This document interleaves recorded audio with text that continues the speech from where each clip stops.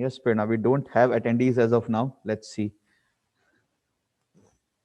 Yes sir, मैंने forward कर दिया है groups में batches में with Hmm. meet link, oh Zoom link.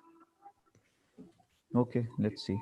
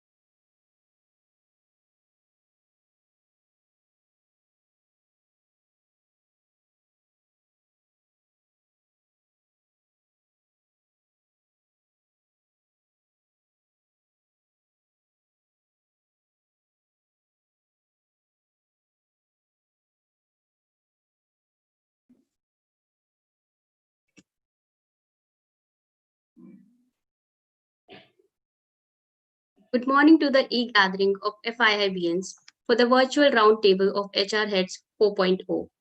Before we start, I would request all the students to please keep yourself on mute. Keep your videos on as a gesture of attentiveness and respect being given to the guests.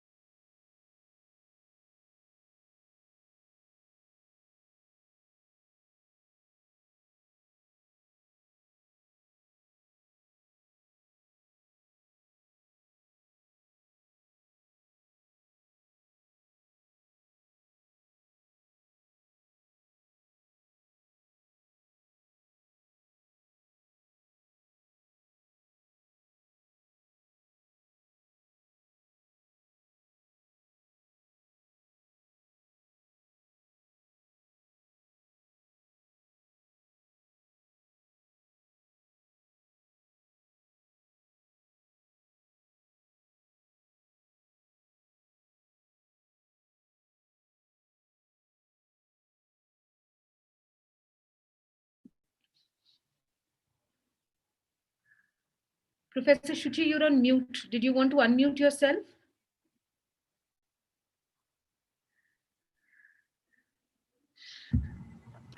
Yes.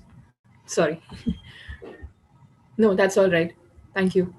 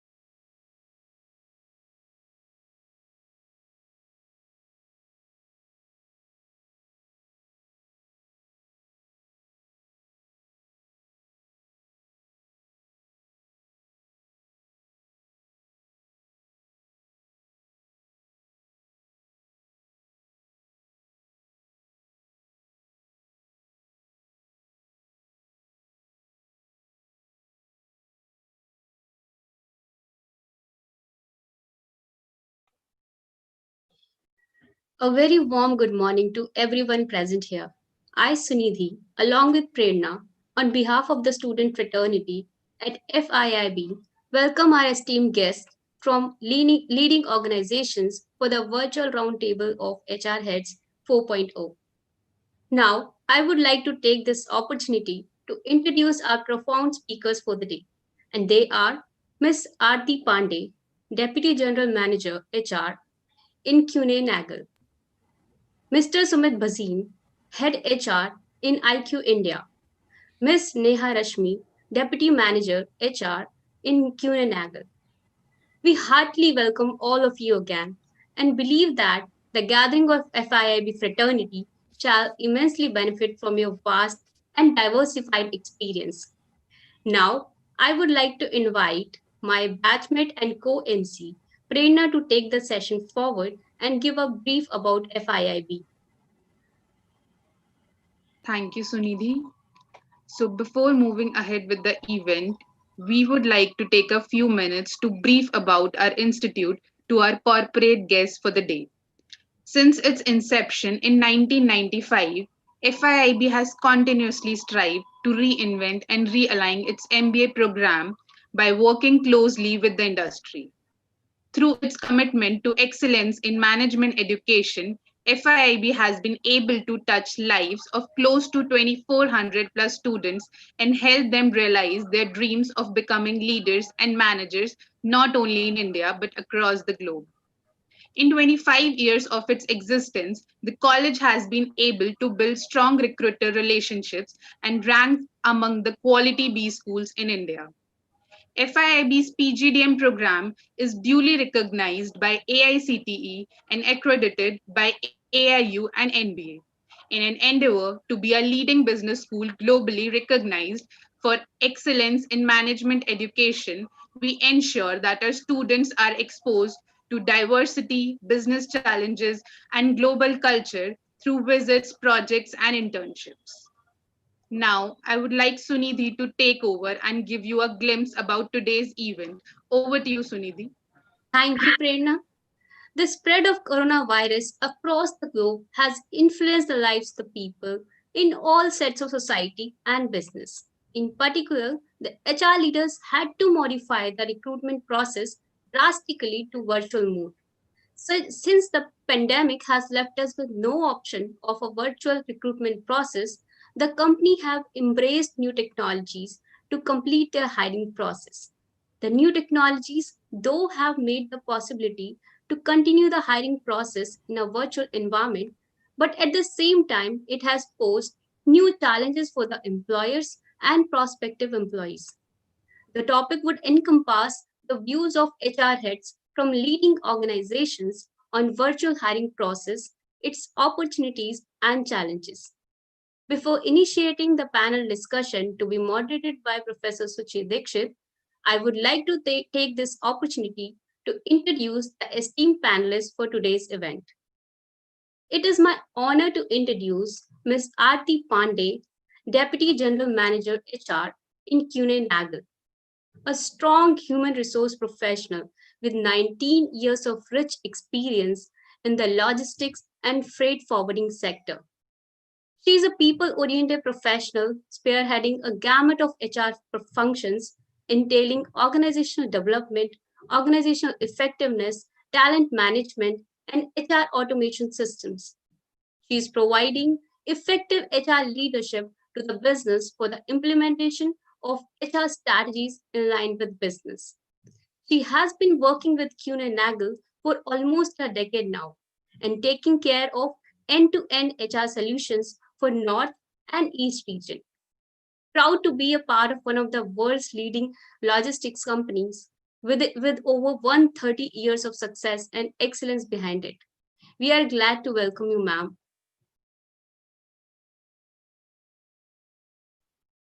Now, I would like to introduce our next panelist for the day, and it's my complete privilege to introduce Mr. Sumit Bhasin, Head HR in IQ India, a versatile HR professional having 15 years of rich experience of handling diverse functions of HR with multiple industries in his career. He is proficient in handling a variety of HR and cross functional roles like business partnering, manpower planning and budgeting, talent development and engagement, goal setting and performance management, succession planning, organizational development and strategic HR, grievance handling and resolution, attrition management and control, and stakeholder management. Before joining the healthcare industry with IQ India an year back, he has worked with some of the leading brands in IT, RPO, FMCG, and NBFCs. He holds a BTech degree from ITM Gwalior, PGDBM from IMT Ghaziabad, and advanced HRM diploma from IIM Ahmedabad. We are humbled by your presence, sir. Thank you, Prerna. Good morning to everyone. Good morning. Good morning, Morning, sir. Now, I seek privilege in introducing Ms. Neha Rashmi, Deputy Manager HR in Kunenagel. She started her career as an HR journalist 12 years back, and later on she entered into a talent acquisition specialist role. Academically, she holds MBA diploma from IMT Ghaziabad and also a certified psychometric assessor from SHL. As a part of talent acquisition team in India, she is responsible for hiring for Pan India, right from entry level roles to leadership roles.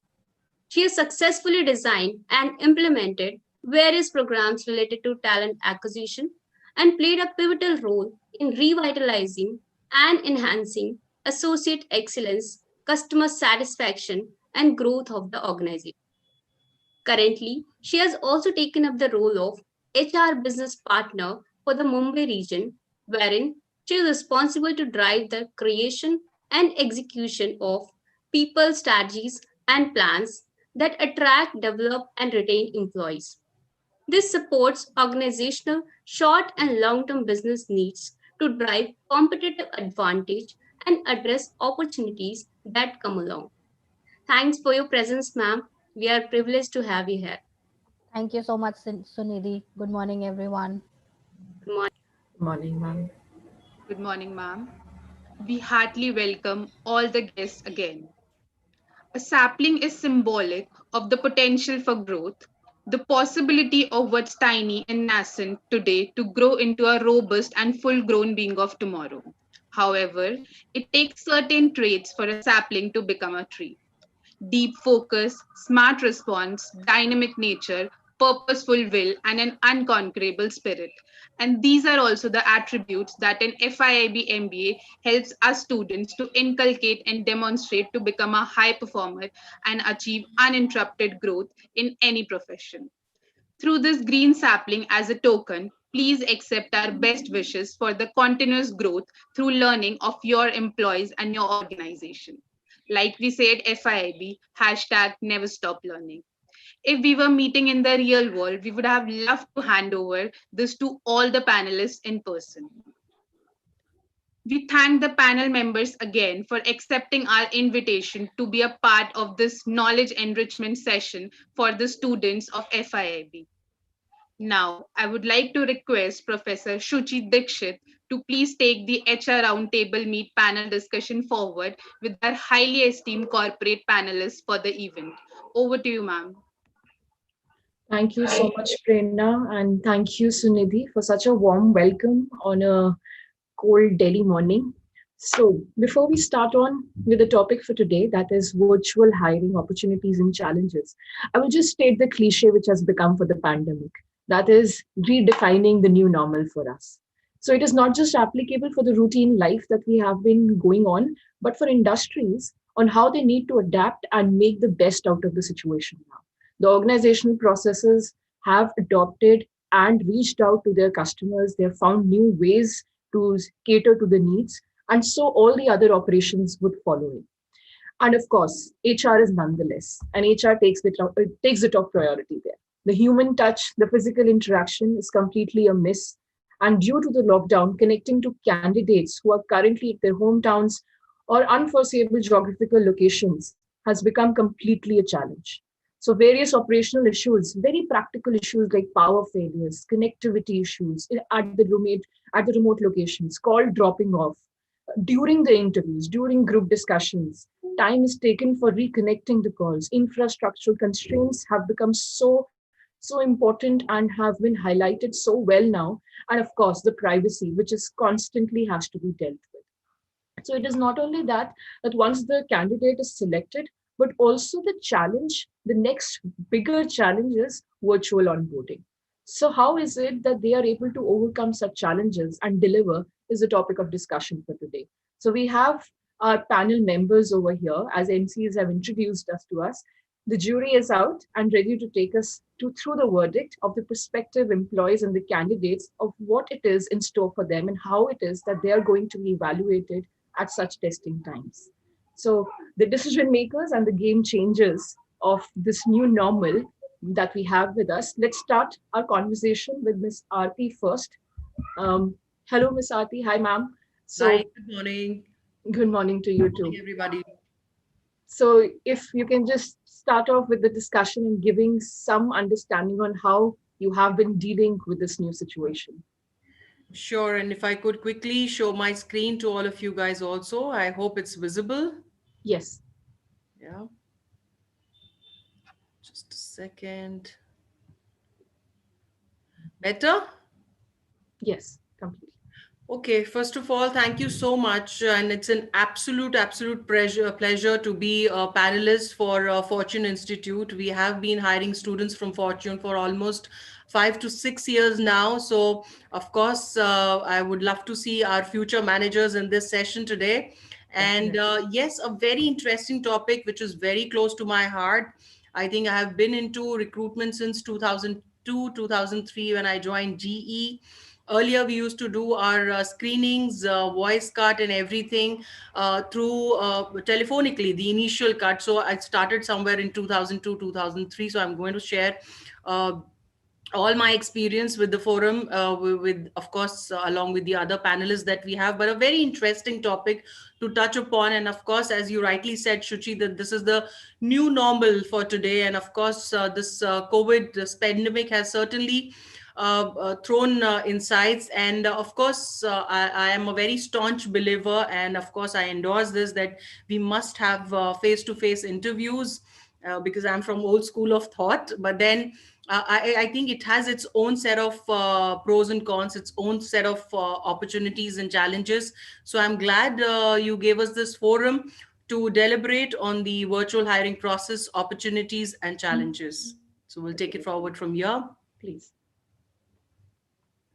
So let's look at the trends and what compelled us for virtual hiring. The global picture, of course, you all know, no matter what industry type we are in, the rapid pace of innovation and technology has transformed traditional thought process of hiring. As I said, I still endorse face-to-face hiring, but then we'll have to let go of those ideas, that thought process of meeting the person virtually. It's as good as meeting in person as well. Of course, as I said, we will deliberate on the challenges, and we will talk about the disadvantages of it as well. But yes, these days the candidates expect everything to be available anytime and anywhere. So of course we have to catch up to their pace, and that's what virtual hiring does for us. In a nutshell, what is virtual hiring? It's a hiring process that take place remotely. So I could be sitting in Gurgaon and my candidate could be sitting in Mumbai, and of course we are able to interview the candidate, analyze and assess the candidates on various attributes. Of course, everything happening remotely. There is no face to face meeting with the candidate, as we know that there is no personal touch involved. You can't really figure out the body language, the eye contact with the individual is completely a miss. So of course this involves no face to face meeting. Connect to a global network with the help of technology. So the we are wholly solely dependent upon technology for virtual hiring, which has again its own set of challenges. And of course, we need to assess the candidates with the help of video interviews, virtual events, surveys, assessments to evaluate them remotely. So, of course, when we did this time, and Arjit will agree to that, when we did the campus recruitment drive for Fortune candidates to hire our MBAs for the future managerial roles, we have done everything virtually, again via Zoom sessions, the online tests, or the presentations, the personal interview rounds, everything has happened remotely for us. So that's what virtual hiring is for us. But then, as I said, it has its opportunities. So of course, let us look at some of the advantages real quickly. As we know that it reduced a lot of hiring costs. So of course, if Ajit had to call me to Fortune Institute, or if I had to travel, so you guys bear all the expenses from our lodging, boarding, to our airfare, the hotel costs. So all these costs, of course, gets reduced. And we also, if we have to call the candidate, at times we have to call outstation candidates for the final round of interview, so we have the to bear the airfare cost and everything. So of course it has its advantages, that all that is eradicated. In a way, there is no recruitment expenses whatsoever, which we used to have in our traditional recruitments.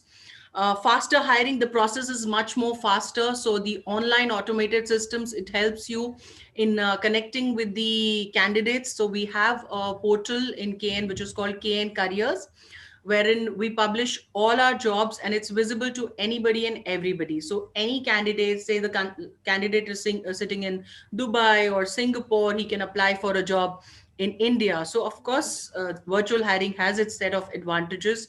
It fastens up the whole hiring process.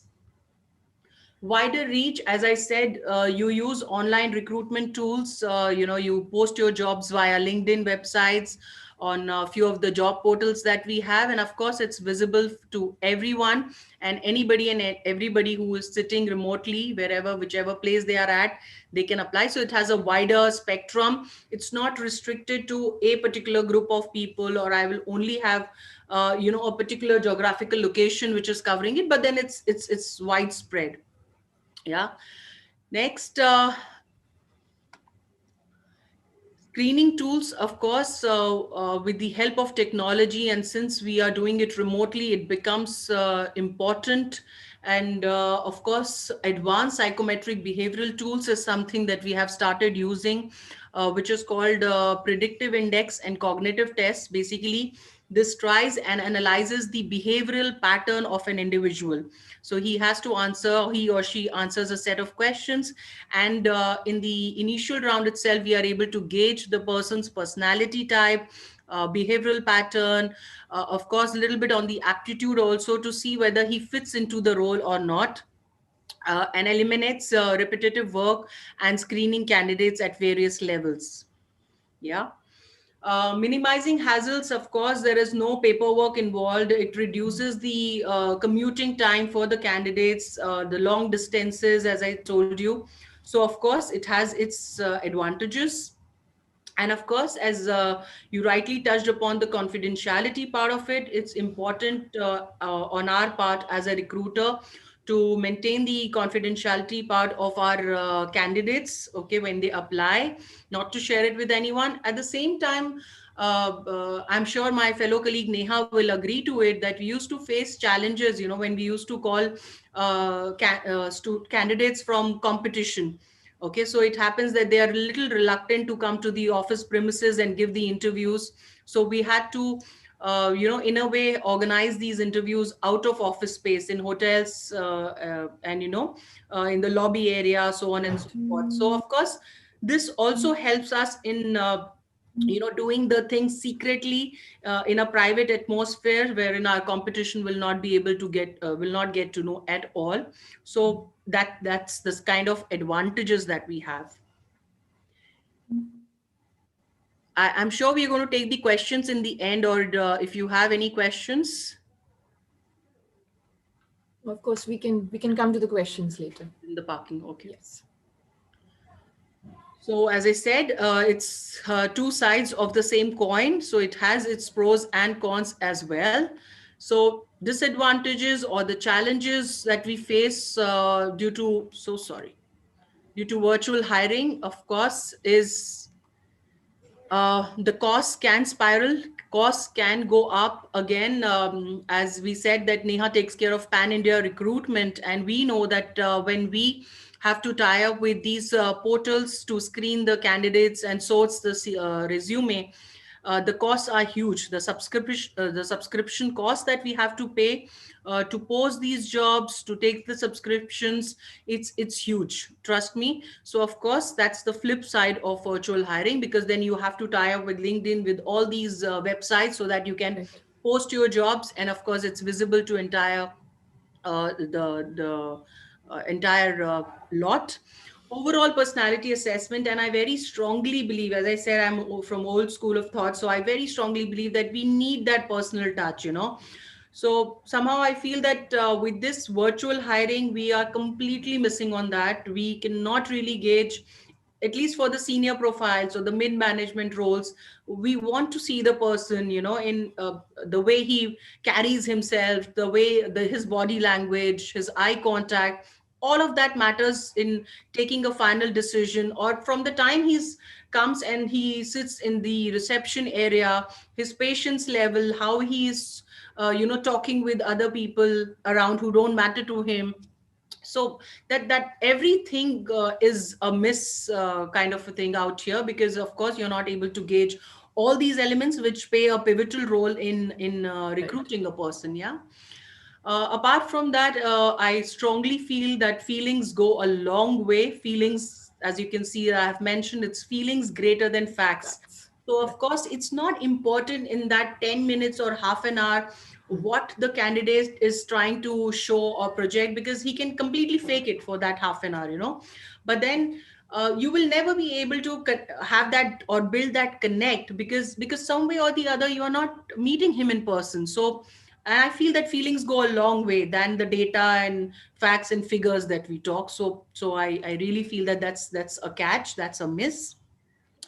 Technical glitch, I don't have to say, all of us have faced this kind of a challenge, wherein you want to share the screen, you want to show a video, and suddenly your wi-fi goes off or your voice is not audible. Right. So of course we have our set of challenges, not just from recruiter side, but from the candidate side, and we have to, of course, live with it, because, of course, this is where we have no control upon. True. And of course, when we are hiring, we are also sitting in different time zones. For example, we have meetings with say somebody sitting in Singapore. Now for him, I will have to log in at least 2.5 hours prior to my timing. So of course, my body clock goes for a toss. So the virtual hiring is not very easy, but as I said, we have to live with it, because that's the new normal for us. And of course it is in a very informal manner, I would say, because uh, some of the times, I'm sure, Arjit, we also witnessed it last time when we had the campus, that there are some embarrassing moments, that happen. It is not intentional, but they are kids, and so are we. So you have such embarrassing moments that you're in a serious discussion, and all of a sudden your pet comes in between. Yes. So you have all these challenges. It's very informal. So as I said, I would love to do it in person, but then this COVID situation has taught us that, Aarti, this is the new normal and you have to live with it. Kind. Correct. So completely in sync with it. So of course, as we said, it's a fast-paced world driven with the help of technology. So this COVID-19 situation, in a way, has taught us that we need to transform today's shortcomings into future strengths, whether we like it or we don't like it.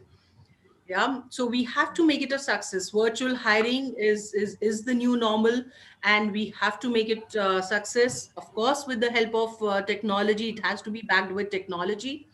Abide by the laws and no discrimination. So the moment I see a resume, because I'm not able to see the candidate, doesn't mean that I just uh, rejected on the basis of age, gender, religion, caste, creed, race, whatever. So of course uh, we don't have to have any of these unconscious bias that runs in our mind. And we need not to do any blind hiring to I mean, we need to do blind hiring in a way that we have to eliminate the prejudices or any preconceived notion that we have, and of course maintain the confidentiality. So that's how we will be able to make virtual hiring a complete success, with the help of assessment tools that I told you, that we have started using predictive index, and to organize virtual hiring events like we did for our campus recruitment drive this year, and we are doing it for other institutes as well, and keep candidates informed. So it is very important that you lose track of the candidate, or the candidate feels very lost because he is not in connection with you. So it's very important to keep your communication channel open, through social media, through emails, through phone calls, like organizing these kind of sessions, so that you're Right. constantly in touch with your students. Otherwise they will feel left out. So I think that's precisely the reason we have to be connected, and we have to adapt to this new normal of virtual hiring. That's pretty Right. much it from my side in the 10 minutes that I have been allotted. And No, of no, course no the problem. forum is open for the question answers. Yes, Right. inspiring. Quite an insight, Aarti. I would say that's quite an insight. And one particular thing, that blind hiring that you have mentioned. So when we are training our students, giving them all of those learning and developmental activities that we do with them, Right. um, a lot of times they come disappointed. They would say that I don't know why I was not selected. And you have given an insight that for a recruiter as well, even they are not really sure about that. How do I make this decision? It's an important decision, right? So how do I make this decision, reaching out and finally, cutting that list from 10 to one person, that is equally challenging for a recruiter as well. So it's a blind hiring for me as well, right? So that's an insight, again, very very useful information that it is. And I will go back to the screening tools that you were talking about, that is predictive index and cognitive test. So I understand that there's a lot of cost involved in it, and there's Yes. a lot of time that goes into that in developing and using these psychometric tools. But at the same time, when you said that feeling is uh, more than the data, that the facts are there, right? So psychometric test is giving me an insight into the personality, but unless and until I've met the person, when we, even if I have certain traits in a psychometric test, that these are the 5 things which are dominant in a person, I still want to go and talk to them and test them on my own and see that yes, the results that the psychometric is showing is actually true. So I would like to observe their behavior as well at the same time. So correctly that you have pointed this out. And any innovative methods apart from psychometric testing, or any group discussions or interviews or panel interviews, apart from that, anything specific that you have come up with this year for hiring? We are developing a new tool because, as we said, it's a very nascent stage. It was new for all of us, but then we have to adopt to it. And of course, Neha, I'm sure she will cover a little bit on it. It's a new tool that we are coming up with.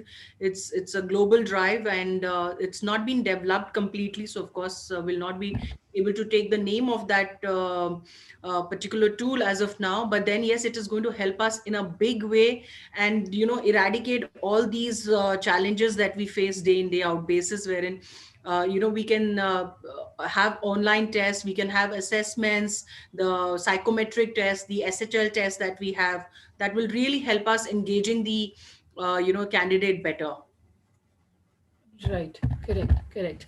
And maybe I would like to invite Neha as well to give her point of view, because she's the psychometric expert from the introduction and from the information that I have. So maybe she can tell us more into that, as she's also a part of the recruitment and she has that kind of data in front of her. So how is it, how challenging it is for her to be assessing the prospective employees and the candidates to look to?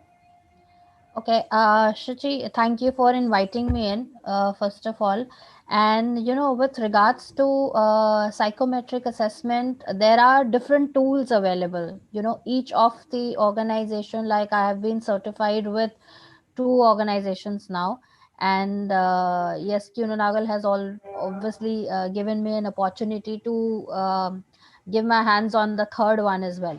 So from my experience, I can say there are different drivers that actually assess those candidates.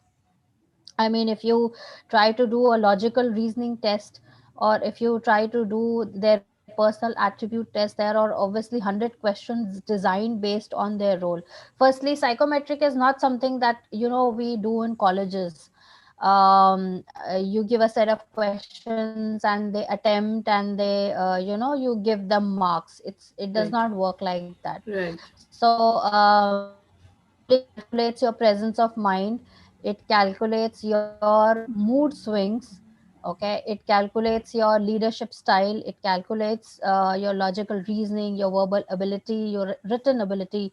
So there are a lot of drivers. I would say there are 65 to be precise, drivers that gives an insight. So if we are into virtual hiring, psychometric assessment is only a ray of hope that if we are not connecting with any candidate physically, or if you are not meeting any person, psychometric assessment gives a ray of hope that okay, you will paint a picture of that particular person.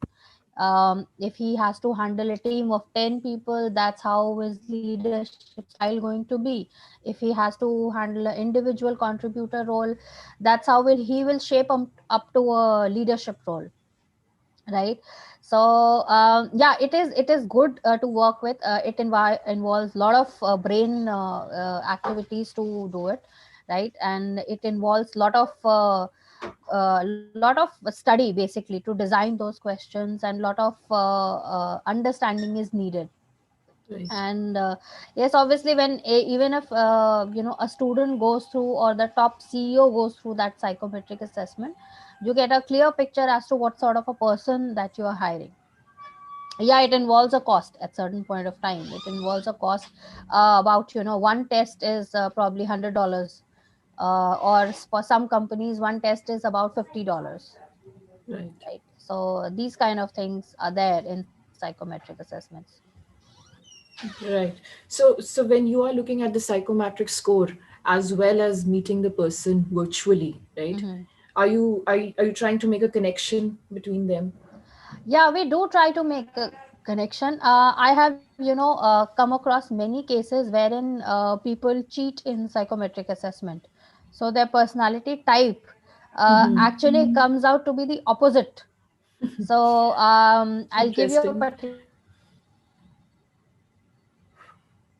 Getting a candidate for the role of let's say sales manager. He was very intelligent, and um, everything was very positive, and when he actually came onto board and we had to ask him to deliver the numbers, there he failed, Right. right? So these things, a person can be intelligent but may not be a good executor. A person can be a good executor but may not be a good leader.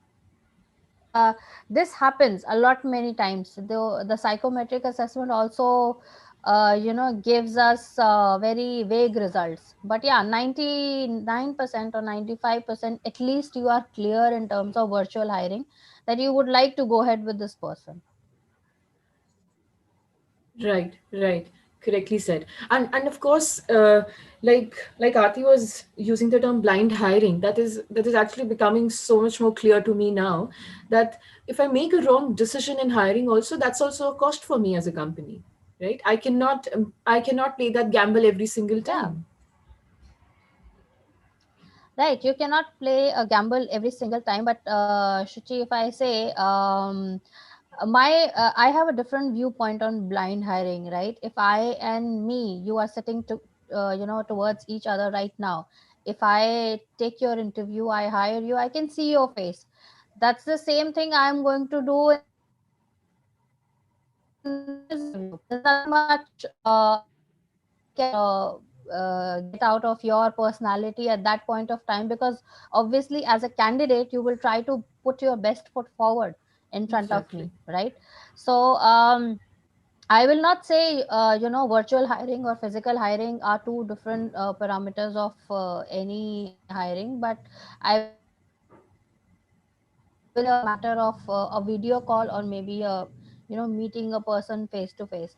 But after 6 months or 12 months, you will get to know whether you have done a right hiring or a wrong hiring, right? You might bring in a very superficial data with me, that I have done so much of numbers, these are my achievements. Anyone can do that, I can also do that, right? But how will you prove it? So that is the risk you always have with anybody and everybody. Right. So any advice that you would give to our students looking at it, that psychometric test, as you said, the people try to cheat as well, and that of course does not get anyone on the good side. But any kind of advice that you would want to give to the candidates who are applying? Yeah, to avoid. Mhm. See, my advice to all those candidates that do the psychometric assessment in front of us, that nobody cheats. We have done in quite a lot of campus placements as well, and with the people who are experienced into lateral hirings as well. So my advice to students is that they should actually do the test honestly.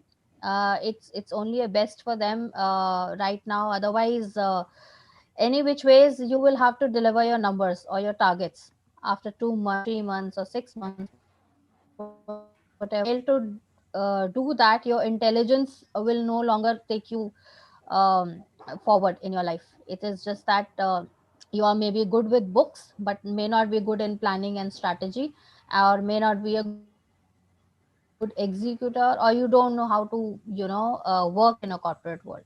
So that's my advice to students. Right. Thank you, Neha.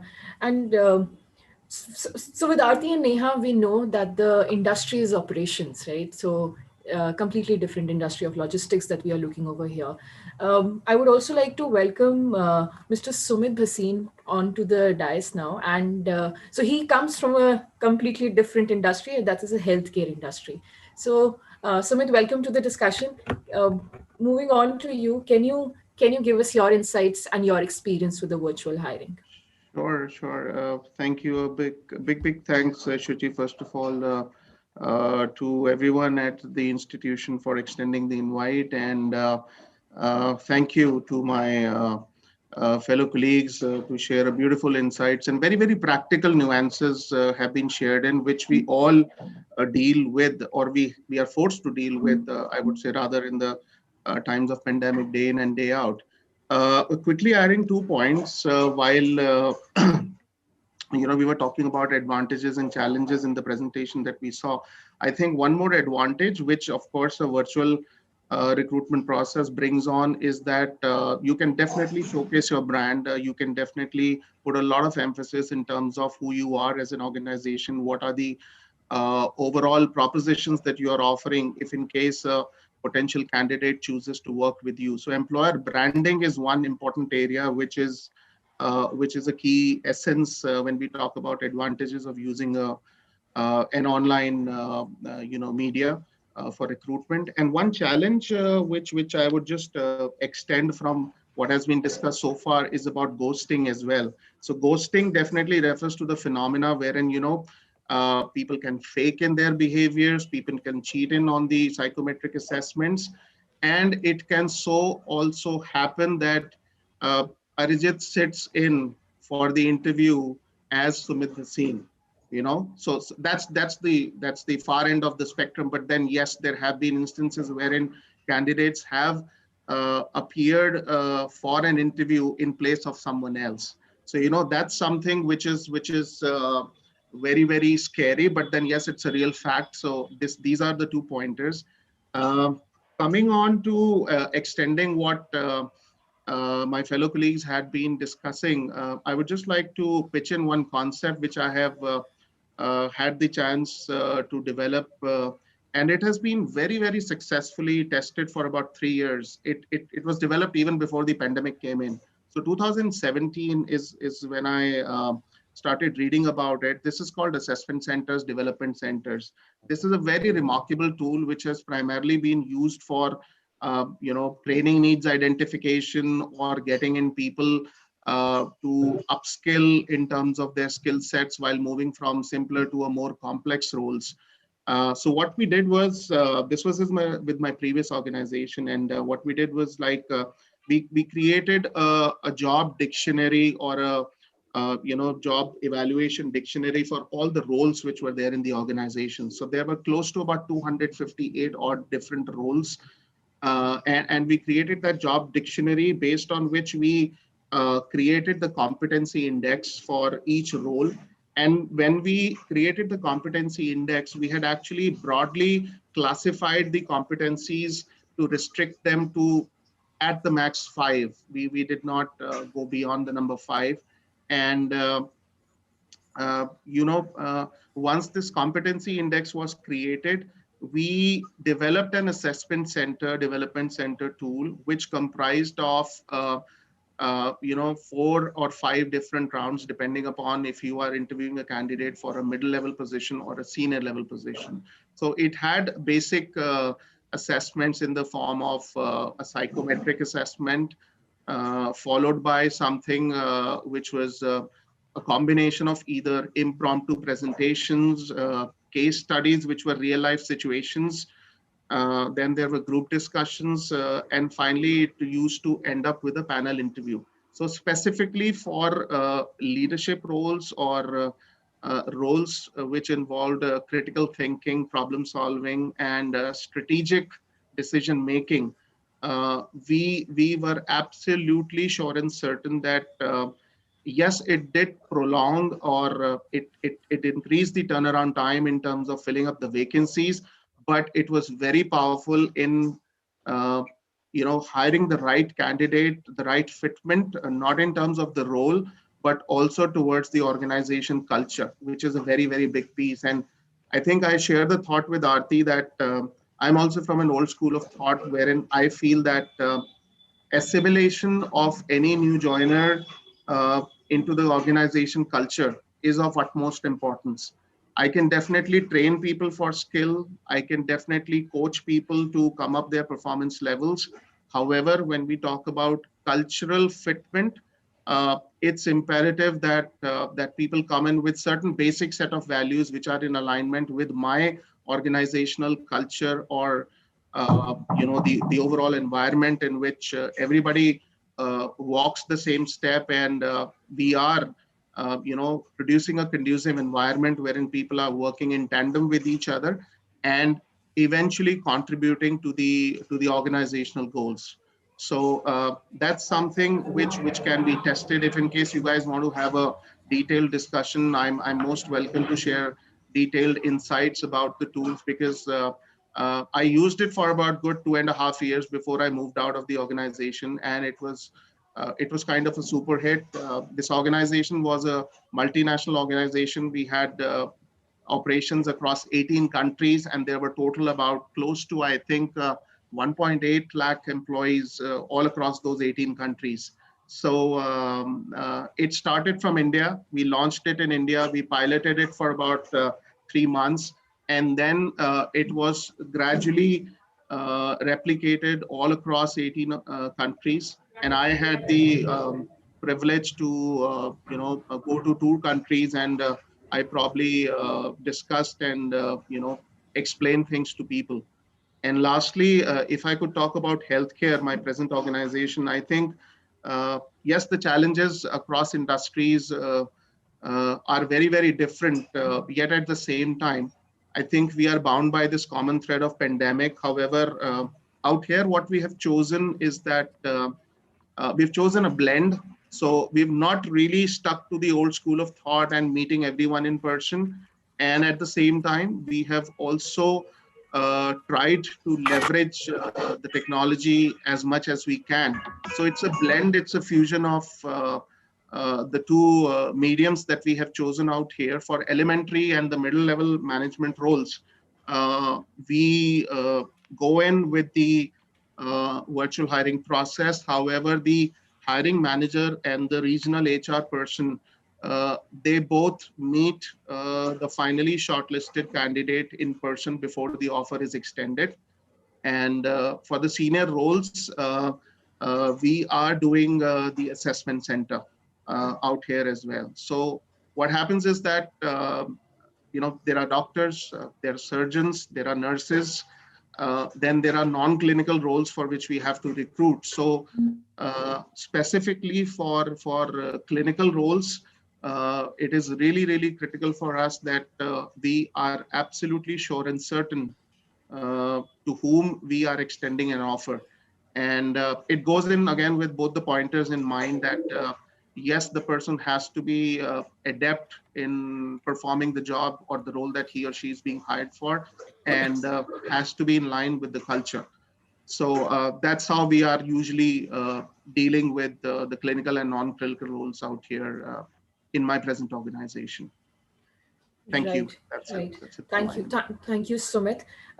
One very important thing that you mentioned there was upskilling. So, looking at it from the point of view of the freshers who will be joining in very soon into the industry, should this time be seen as that not just an MBA degree, but they should be working upon upskilling themselves and something other than MBA, something which should be adding more value? That is becoming a very important aspect at this point of time. Very, very true. Because I think, I'll tell you, indeed, in this time of pandemic, it has become almost, I would say, mandatory or compulsory or imperative, whatever words you can choose. I think even before pandemic, I interviewed a couple of female applicants who had come in for their second innings. They had gone through maternity, they had delivered a child, and after about a year or two, they wanted to come back and rejoin because they were really, really aspirational in terms of their career aspirations.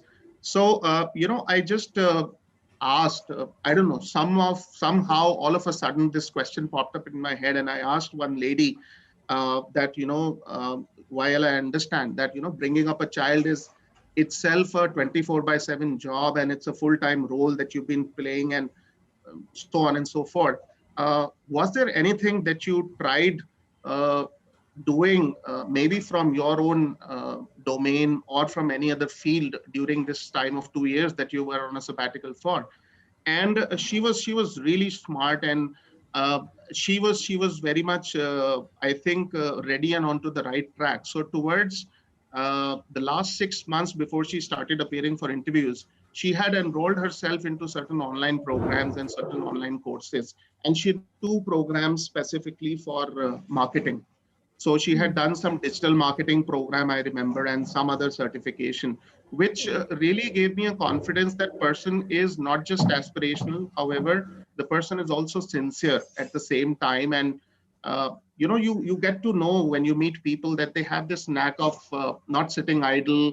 They are very Right. innovative. They always try to utilize their time to the best of it, and they probably do something or the other. And it's not really necessary that one has to stick to their own domains of the core area of specialization. If someone has chosen, let's say, HR or marketing or finance, now I think gone are the days, and India is also becoming a very, very global environment, adapting to the world norms, wherein, when I sit into the chair and I interview people and I meet people, I really look forward to people coming with diverse spectrum of experiences, because that makes them ready, that makes them absolutely bang on fit for a situation which they may have not faced earlier.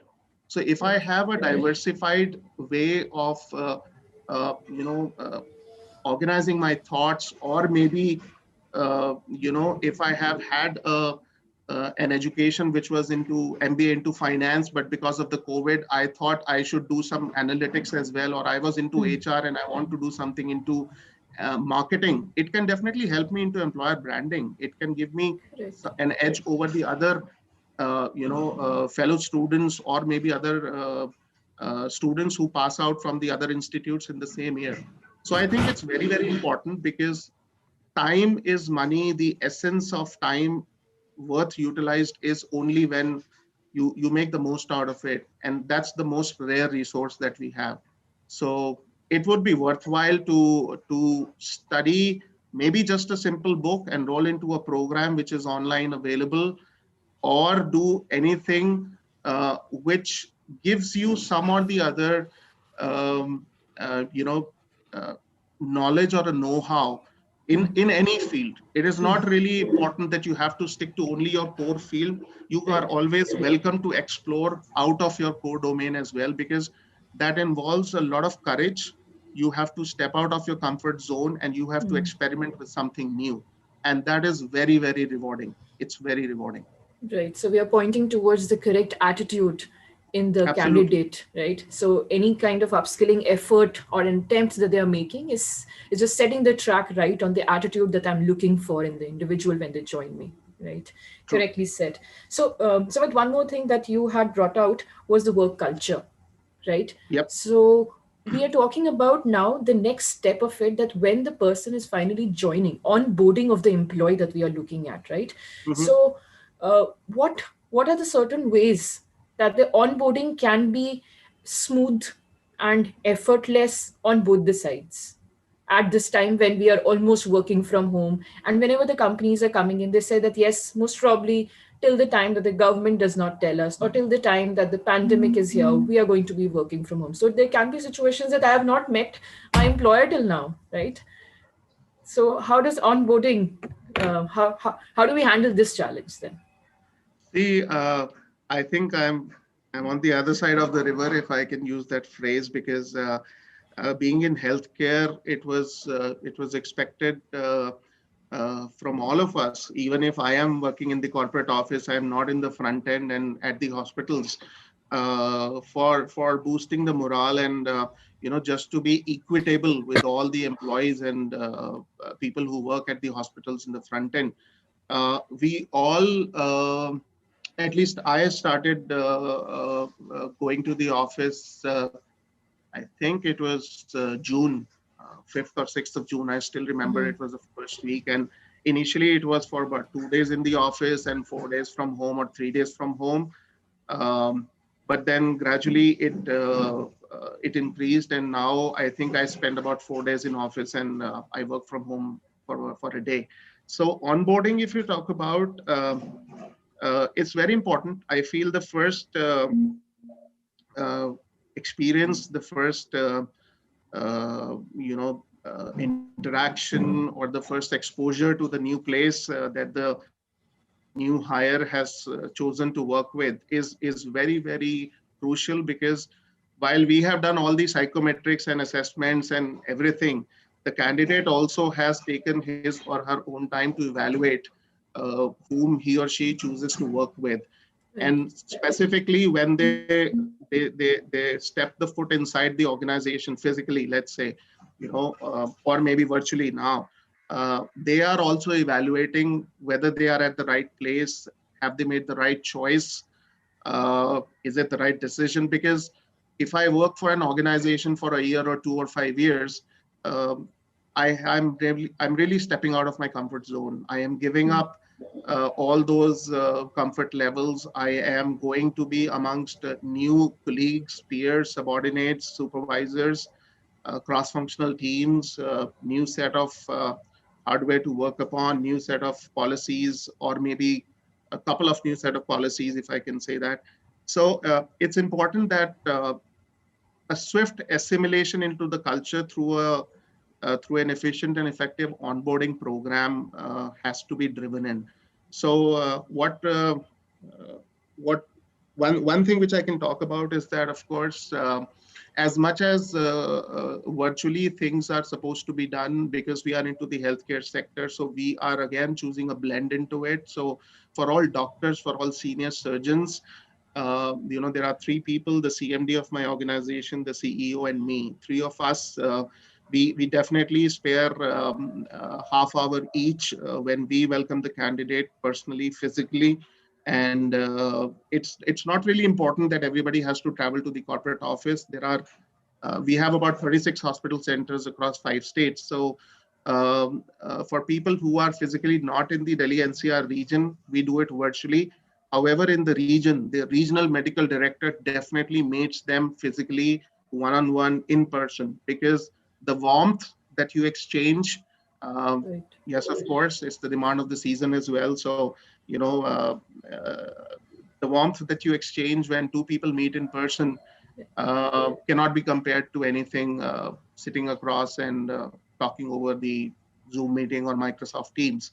So that's one. And second thing is that we have a detailed induction and orientation program, because we have got role manuals for all the roles that we have in the organization. So while everything is clearly discussed in the form of a job description on or before the interview process and during the interview process as well, it's a mandate that everyone gets an induction manual, which starts with the job description again, the KRAs again, and within the first week itself, the supervisor and the newly hired subordinate has to sit in and talk about things, and one-on-one session is conducted to finalize the KRAs, and that's where the journey starts from. And onboarding, according to me, I have bifurcated it into, we call it a 30, 60, 90 journey. So it's 30, 60, 90 means the first 30 days, 60 days, and the 90 days. So there are different milestones that we have created to make sure that people get assimilated into the culture swiftly, and onboarding has some value addition. And it's not just you're sitting in a boring PPT and going through the leave policies and the other grading and banding of the organization. So that's how we do it. It's spread over 90 days, and it has various milestones into it. Right, right. Thank you, Sumit. And I will have the same question for Neha and Aarti as well, because they are both from the same company. And so, what kind of insights can you tell us about onboarding? You know, because we are looking for cultural fits, and of course, during the interview also, we are looking for candidates who would fit in with the culture of the company, right? So, yes, of course, evaluation on that aspect becomes really difficult, but once the person is selected and now they have to be introduced into the organization, so what kind of initiatives the HR is taking for that to handle this challenge? Okay, so Shruti, onboarding at this point of time is at the global pandemic situation, and the kind of challenges that we are facing. I can only summarize in one word that it is the biggest curse for us to having somebody, getting onboarded on the organization. There are a lot of challenges. We have to run down to 10 different people to get that person onboarded. Obviously, the documentation, rest of the formalities, IT, email ID, laptops. Sometimes, the candidate, if somebody is staying in Hyderabad. I mean, recently I have a case wherein we hired a head of IT in our organization, and he was in Hyderabad. So his laptop is here, and he had to drive all the way from the Hyderabad to Delhi only to collect his laptop. So that's how the situation was. So yes, it is difficult in times like these, and obviously a lot of challenges we had to face. And also it is a burden on the candidate as well, that and I've had two different cases, and one person had to come from Uttarakhand just to collect his laptop. The courier services were not there, we couldn't courier the laptop, certain IT policies. Um, onboarding was definitely a challenge. If you I mean, in normal days, if you can finish the work in probably in one day, it took me almost 4 days to get one single person onboarded. So that was definitely a time consuming activity for me. Definitely. Yes. And it also gives some kind of a very rusty impression on the organization, that if I'm getting onboarded in 4 days or 5 days, so the the 4 days or the 5 days, you lose your productivity, Right. right? And probably maybe it becomes a little difficult for person to join and start with a very enthusiastic. But yes, I mean, people are understanding enough. Here they could understand the situation, and rest of the things, yes, I had to we had to plan the induction over Zoom, and then you'll have to catch up with different business heads. You'll find some of them available because of working from home has actually uh, I mean, given a lot of workload to all of the people are busy Right. for 12 hours, 13 hours, 14 hours. I mean, we are in such an industry that if you are not responding to your customers, that brings a very negative kind of a mark on your candidature, right? So Right. people are busy, it's very difficult to catch hold of them every time, to finish off the departmental induction, to finish off the IT induction, to finish off the HR induction. So that is, yeah, we had to break down certain courses, and we had to give it to the candidates. So all of, I mean, put in together, it takes about 2-3 days of only for onboarding and induction. That's what my experience has been in this year. Rest I Right. hand over to Arti. Yeah, Yes. as rightly touched upon by Neha, so we had our own sets of challenges in the beginning, because of course we had to come up with online onboarding methods, sending the joining kits online, all of that. So of course we tried all our permutation combinations to make our candidate experience very good. And as I said, it's imperative and it's very important in these testing times to have that connect, the open channel of communication with your candidate throughout this journey, from the time you have released the offer letter till the time he joins. And of course the initial, as they say, that morning shows the day. So of course the initial experience we want to start on a good note. So of course the first impression has to be the best impression. That's what our endeavor is. So of course we have come up with this method of sharing all his or her the new joinee details, at least a week prior, to all the stakeholders, for a very simple reason that the day he joins, he has his business card, his email id, his laptop, everything in place.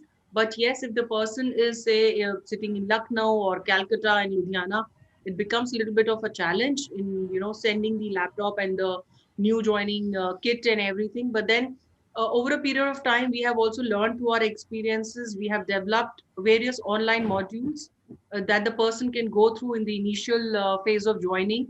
So, he's not left or he's not completely lost when he joins. So, of course, a lot of training modules have been developed around it. We have, for our sales guys specifically, we have a 1 month long training online training that he has to go through. So he actually cannot hit the floor unless and until those trainings are done. So in order to make him a better sales professional. So I think we are also learning. It's our learning phase as well. And of course, we had our like Neha rightly said, we had our teething issues as well, our own set of challenges. But then we are learning from them, and of course, we are trying to, mend ways and do things in a different manner altogether from what we used to do. And of course, we are trying and getting used to the new ways of doing things, the new normal for all of us. Yes. Yeah, learning through our True. experiences, through our mistakes, through other mistakes, To other mistakes. Correct. all in. Yeah. Right, right. I would like to bring all of you back to the company culture. So while you're shortlisting the candidates, one of the reasons to drop a candidate would most probably be culture, that culturally the person does not fit to the organization, right? So what exactly does it mean, and what is it that we are looking at them, and how do we test them on these cultural values, right? So maybe my company has 5 set of values, right? How am I testing them at this virtual mode, not only through conversations, not only through virtual this interview or video conferencing that we are doing, but what are the certain ways of how do I understand that whether the cultural fit is there or not? So any maybe Arti, you can start off. See, for cultural fit, I would say my predictive index tool plays a very critical role. It really helps us in identifying the right fit for the right match. Say, for example, I'm looking for a specialist kind of a role. Okay, and I get to know from the predictive index that he's a captain. Okay, we have these verbiage or words which signify what are his Right. character traits, what are his skill sets, behavioral skill sets, and we are Right. able to gauge the person's personality type. And of course, if it doesn't fit the bracket, I need for sales professional, I need specialists, I need go-getters. But then if I have captain who just knows to lead from front, then probably for me, he might not be the right fit for that particular role. So yes, the cultural fit also means in terms of the behavioral pattern the person shows, right? And apart from that, of course, we have our company very strongly believes in continuous improvement. Of course, if KN has been, and if we have been able to achieve a significant milestone of being in logistics and freight forwarding industry for 130 years, that's for a very simple reason that we have some very, very strong values, and which rely upon basically three major pillars, that is customer, people, and technology. And of course nothing can be left behind. So of course if there is a person who doesn't want to reinvent the wheel, or he's little laid back and he's okay with the old way of doing things, then probably he might not be the right fit for me, for a very simple reason that time and again we keep reinventing our wheel. As I said, we very strongly believe in continuous improvement, so we have new strategies coming in, new ways of doing things, systems, processes keep getting changed more often than not. so that we are able to cater to our customers much in a much better fashion than our competition. So of course, I need somebody who is fast paced, who can adapt, who is flexible. So if somebody is showing rigidity in those terms, so might not be a fit from my side. So Right. that's in a nutshell, what cultural fit means to us. Correct. Neha, would you like to add something to that? Okay, Shachi, a cultural fit, it's very easy to gauge. I'll give you a very simple example. Yeah. If you are hiring for a college, for example, or maybe a professor, right? Do you think you will be able to tap a professor from IIM Ahmedabad, right? Mm-hmm. So obviously he will expect a different kind of culture with various industries and various different fragments of any industry. Basically, if you are hiring a person, you itself know that this person will or will not fit into our organizational culturally, right? We all know our values, we all know our standards, we all know our style of working, and we try and bring in people who belong to same standards or same industry or same, who has faced a similar culture in their particular organization. So yes, with Aarti rightly said, our psychometric assessment is just like painting a picture, right? Mm-hmm. If you know that this person will or will not fit into our modality that we are hiring, so it's quite easy to gauge. I mean, if we are hiring from a top big four fortune company and we are a small medium size organization, that person will obviously not fit into our culture, right? And if we are hiring from our same similar small size of industry, or uh, or maybe a different probably a different industry but similar background, it will fit into our culture. That's how you gauge it. You will instantly, I mean, even if you spend with 5 minutes of with this candidate or 10 minutes with this candidate, you will yourself know if he will or will not fit into the culture. Right, right. Yeah. Thank you, Neha. Sumit, anything from your side on this? Since you come from a completely different industry. Yeah, I'm in a different industry for the past 18 months. However, I've tested the waters onto the other side as well. So uh, I guess, yeah, psychometrics plus, my fellow colleague was talking about something which I call as a spec reject or a spec alignment or a spec fit. So I think job specifications are really, really important while you are designing a job description. And then you never hire for you never create a job description by keeping a person in mind. It always has to be role specific. And when you make it role specific, it becomes very, very objective. The more objective it becomes, the better you'll be able to filter and crystalline candidates in terms of cultural alignment or the role fitment or anything. And very rightly mentioned that when you talk about uh, uh, selecting candidates or even calling them for the interview, you always have to filter out their resumes. I think it starts from the first level again, and it has to be very much in line with uh, where they come from, what kind of organizations, and the roles that they have been into. So that's wherein the job specifications either match or they don't match, and that gives a very, very strong filter in terms of even people who are being called for the first round of interview. So you get a lot of filtered candidates, uh, from where you can always have a couple of other mechanisms, as I was talking about panel interviews. So when we conduct panel interviews, it is always a cross-functional panel of experts, and then we use techniques like stress-based questions or situational interview questions, or talking about giving them an impromptu situation right there and then, which may not exist in reality but has been hypothetically created.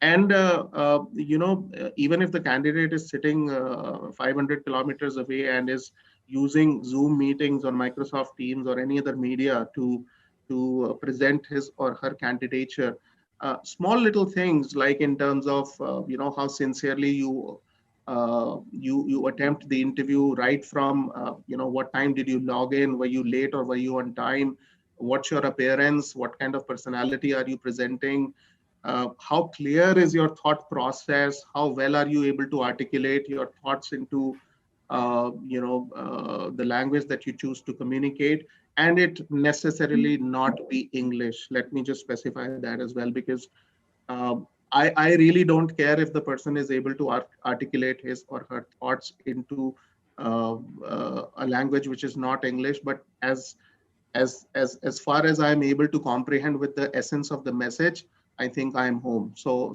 these are a couple of things that we choose while we are using online or virtual medium to recruit candidates, to test and check how closely they fit into the organization culture and the value system.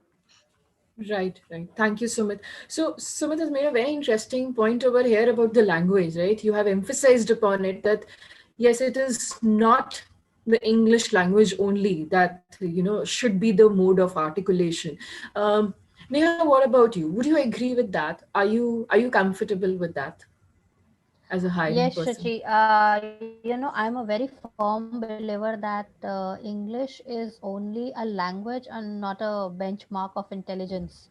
So, working with logistics and supply chain industry, I will not comment anything on healthcare, but yes, with supply chain industry, you do not have people across all levels who can speak good English, right? We have people in our warehouses where we have packers and pickers, and we spread our arms into different states. I mean, we have in Maharashtra, we have in Chennai, we have in Northeast, Lucknow, everywhere. And people, they are not very well versed with their languages, right? But they are so good in their work, they are so clear in their thought process, they are so hardworking.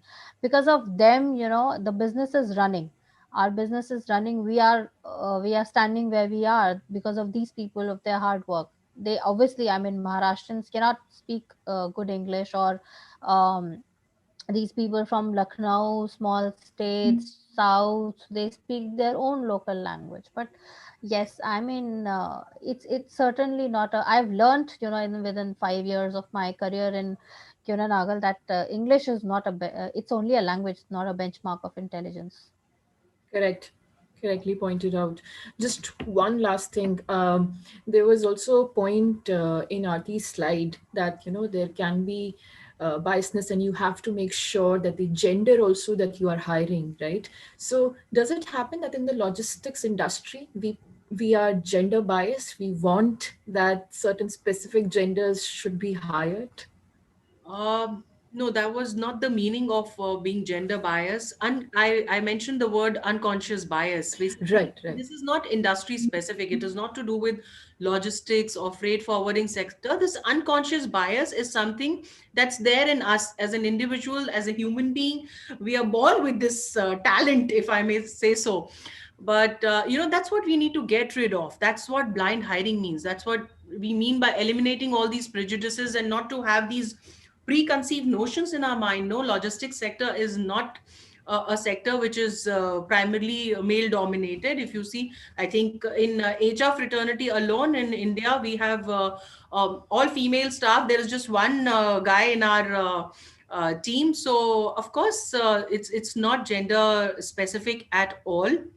It just goes to show that when we are screening a candidature, when we are screening a CV, of course we will not go by anybody's age or gender or marital status, so to say. It could be anybody and everybody who can apply, as long as he fits the bill, the requirements that we have, the skill set match. I think we should go ahead with the candidature. It's precisely what we meant, because we have to be aware. See, we don't talk about these biases, these unconscious bias, but heart of hearts, we all know that it's there. So if we have in a forum like this, it's important that we pick up such elements which knowingly unknowingly can be a determinant in taking final decisions on a candidate. And of course it somebody's career depends upon it.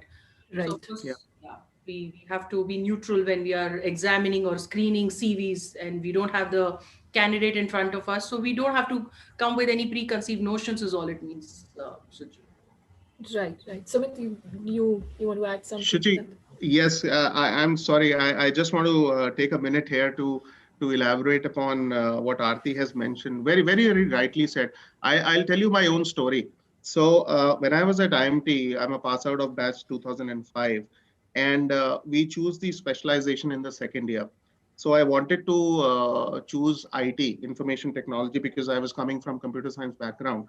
But unfortunately, at that time, there were not enough students, so we could not, take up IT as the majors. And I wanted to do a core specialization into IT. So somehow it didn't work out.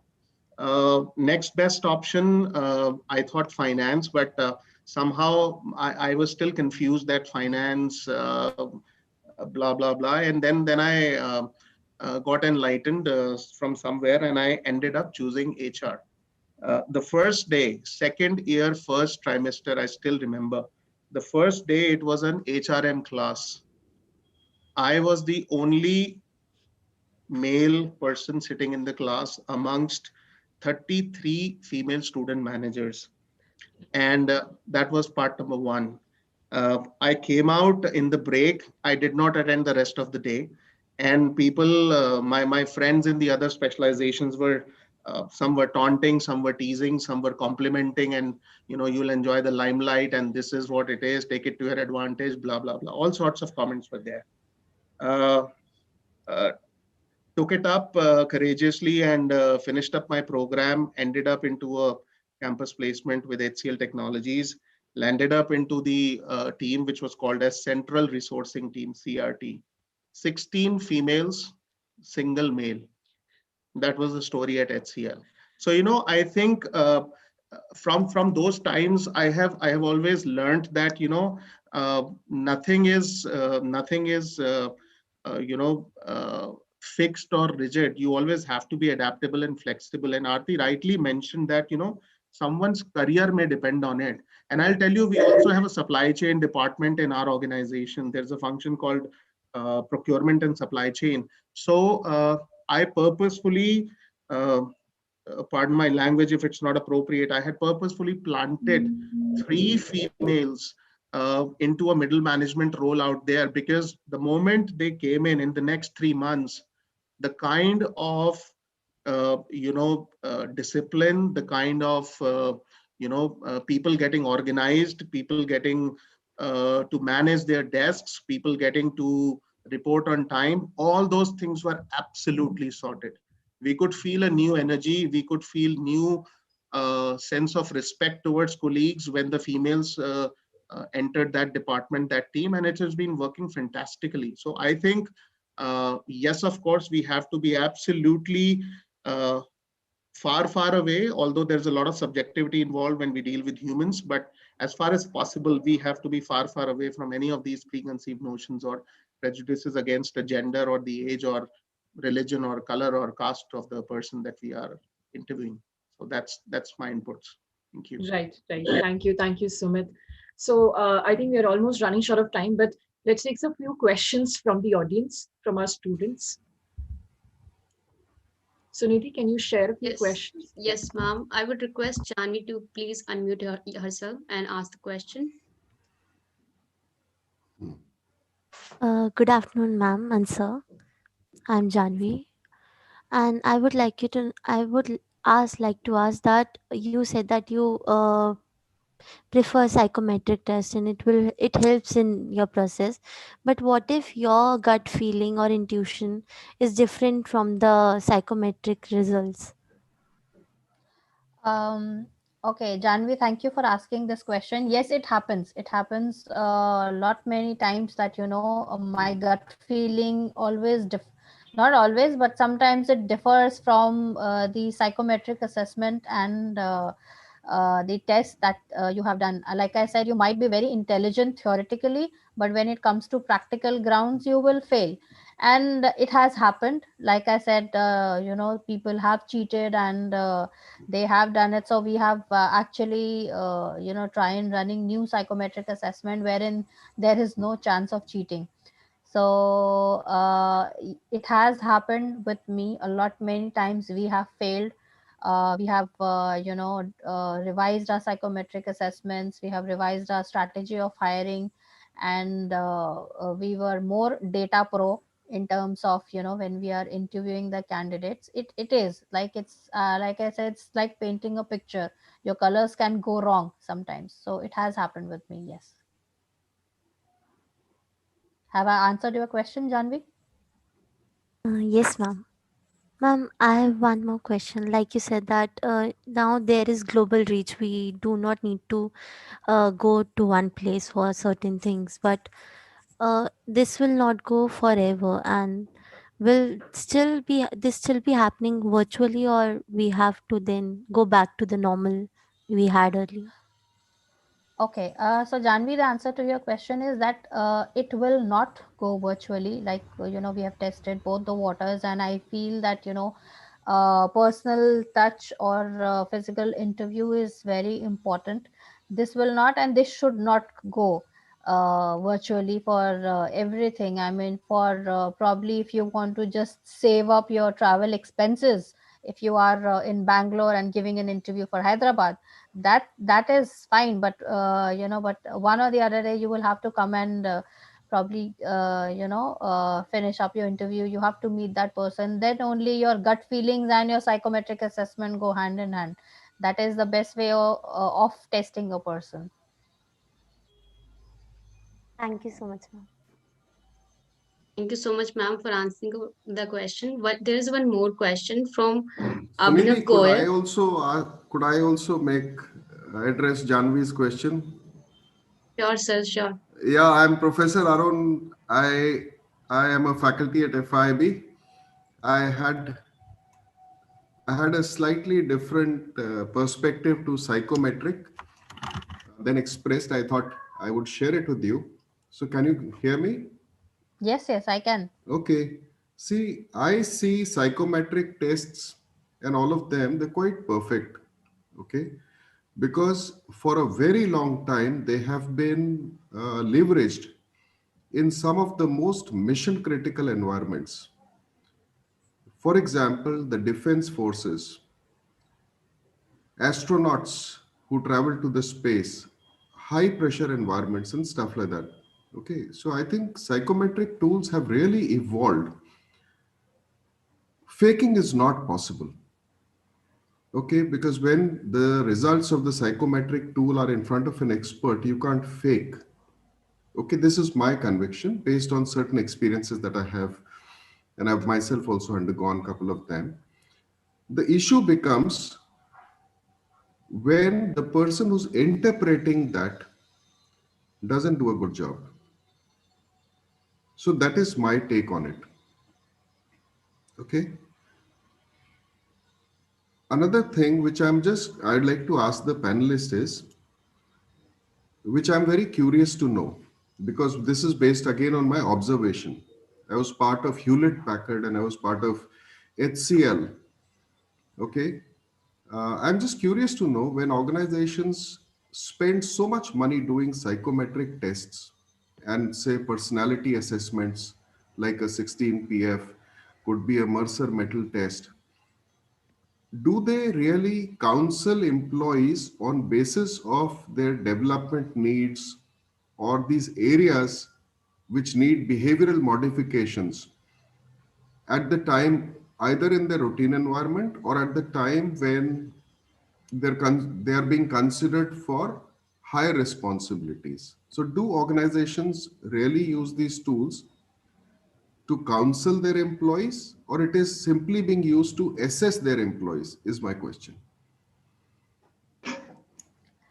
Okay, Professor Arun, you rightly said, in defense forces and in the rest of the sectors like army or maybe aviation industry, Yes, the psychometric assessment cannot go wrong and should not go wrong. But the kind of true. psychometric assessments that we use are obviously not as compared to or as expensive that I'm sure these industries would be doing right now. Uh, Answer to your second question is, how do we assess and how do we counsel those employees? So we have different stages to it. When we are hiring, we are only assessing that candidate. We have got we do not counsel at Understood. that point of time, right? But yes, our psychometric assessment also stays at a longer period of time. If I have been working been 5.5 years with this organization, and I my psychometric assessment is still there valid. So if I apply for any leadership position, I am timely being counseled by mentors. We have mentors uh, appointed for each of the roles, for each of the business units, so that I mean, if you identify a potential of any candidate, just like me, I will be counseled, I will be mentored by those people. And when I apply for a next position, my psychometric assessment will be done again to monitor those scores or to validate those. I mean, the kind of a person which I was 5.5 years back, I may not be, Absolutely, it today. changes. Yeah, right. Yeah, Yeah, so we do that. agreed. Yeah. All right. Professor Sangwan, I would also like to add to what Neha was saying. When I discussed the concept of assessment center, development center, so it is ACDC. Yes, when we start in, the idea is to assess, and even if I'm using it for interview to filter out candidates from external environment, or maybe if I'm conducting a assessment center, development center for assessing the potential of in-house candidates to take up higher level of responsibilities or more complex roles. The initial uh, activity is basically towards assessment. However, when we talk about finishing it up, it always takes the shape of development center, always, without any negotiations, because that is the essence that when someone has attempted for the ACTC today and the person unfortunately could not qualify. What were the reasons? What were the areas of improvement? What could he or she do to improve or improvise on their maybe behavior or their skill or their attitude or knowledge, for that matter of fact? That is very clearly laid down. And we have a 6 months process to it, wherein a mentor is assigned to them, so that 2 years down the line, or maybe in the next assessment center, you cannot attempt in the next assessment center for the next 9 months. That is how we are, giving them enough Perfect. time to upskill and upgrade themselves onto all the aspects. And that's how it is. It is kind of progressive, because we really want to build up internal talent. We want to give them all the accomplishments of the professional aspirations that they have. And through this holistic approach is what we think that aspiration can be addressed to quite some extent. Thank you so much. That was very useful. Very, very useful. Thanks. Just one more point I had. When we spoke of the cultural fit, and specifically, a lot of students have aspirations to join multinational companies. Um, in case of multinational companies, where you're no longer restricted to the geography of India, you could be working for projects abroad, and you would have people coming in from different cultures to your own country, and you actually have a regular interaction with them. Then I'd like your comments on two things. One is the cultural fit in face of globalization, and number two, the importance of English language in such a scenario.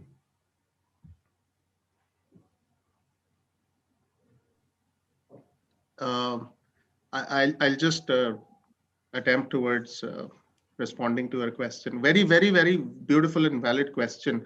So I'll answer it in the context of my previous organization. So this was an organization into an NBFC sector, headquartered at Czech Republic, running operations in 18 countries, variety of languages and cultures and Exactly, environments. yeah. So uh, we used to have, the leadership team used to all comprise of all expats who would come on a fixed 3-year contract.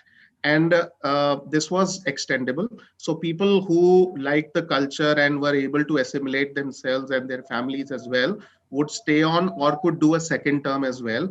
And people who did not, or maybe for other reasons also, they would probably go into some other country in the same organization. So while they were here, and we were assessing them in terms of getting them to India.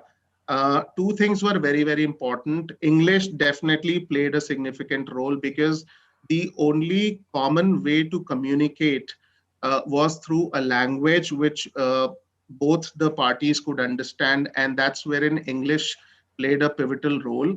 And a second thing, when they came on board, what we introduced for them was a 1 hour Hindi class.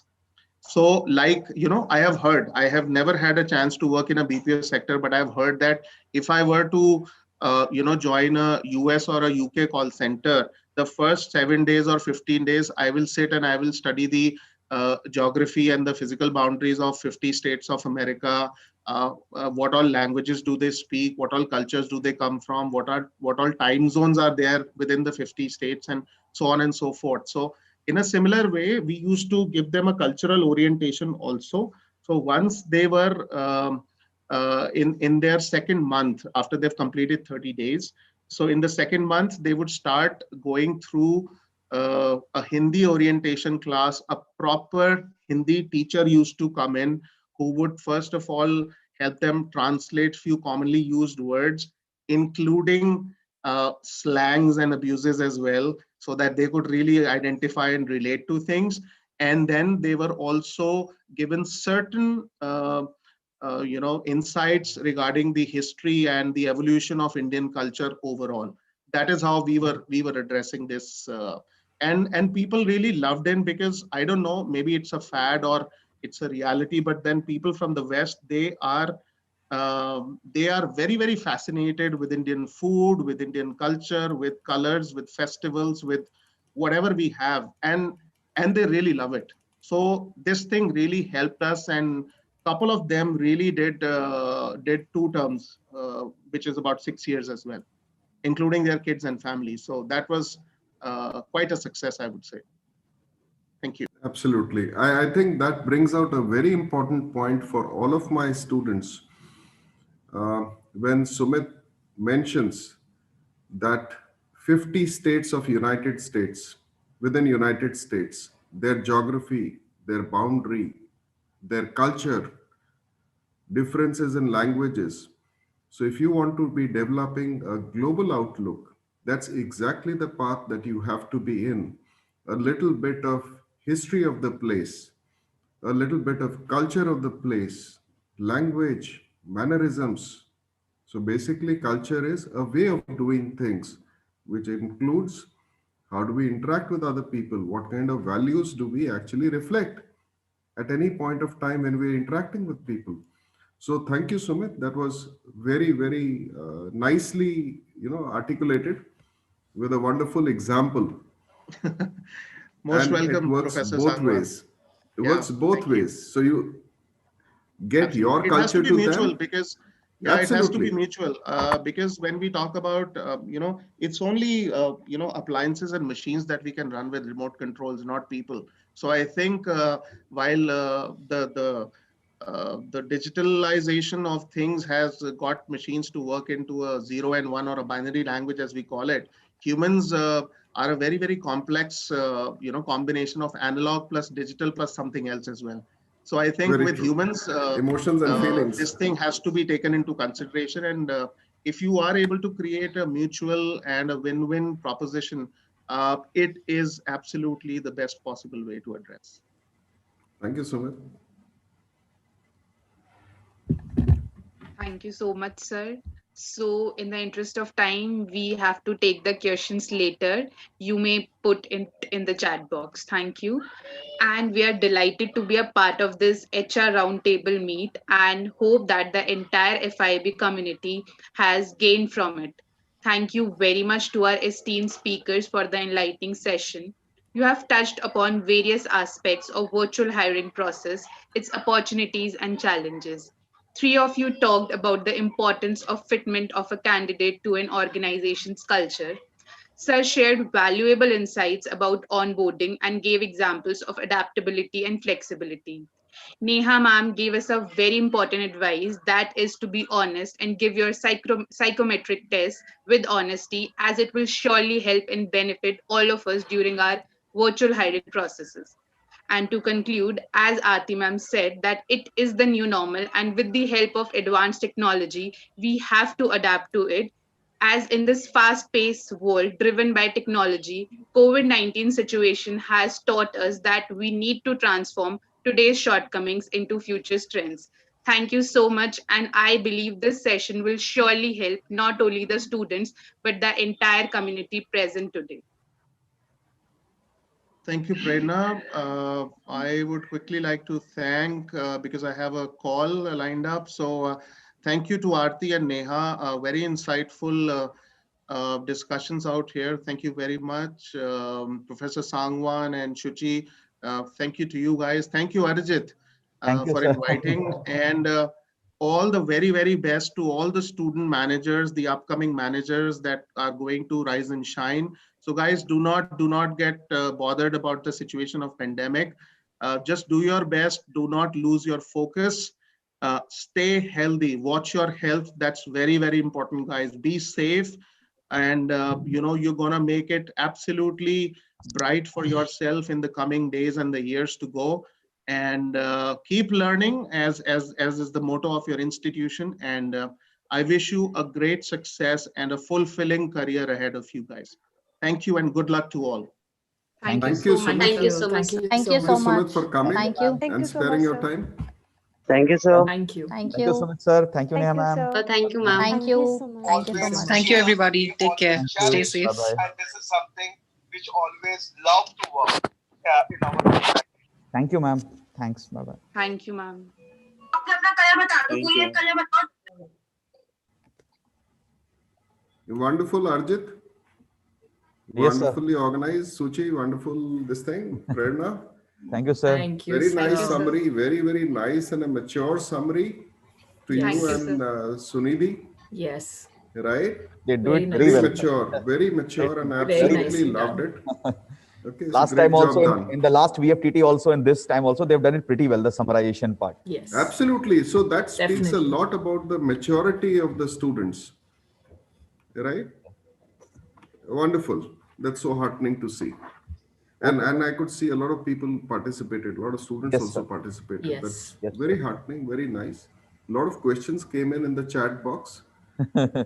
Unfortunately, we couldn't take it up because all the panelists had another back-to-back some engagements to happen. But what we can do is definitely try and answer all of them.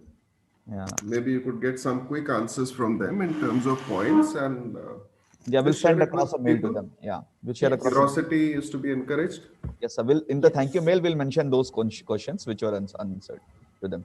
Yes. Yeah, sure, sir. Wow.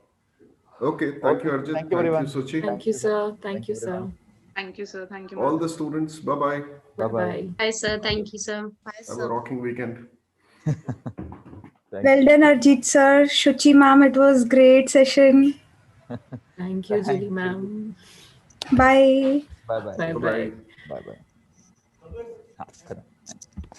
Okay. Sunidhi Perna, thank you very much. Good job. Thank you, sir. Bye bye. Thank you, sir. Bye. Bye bye.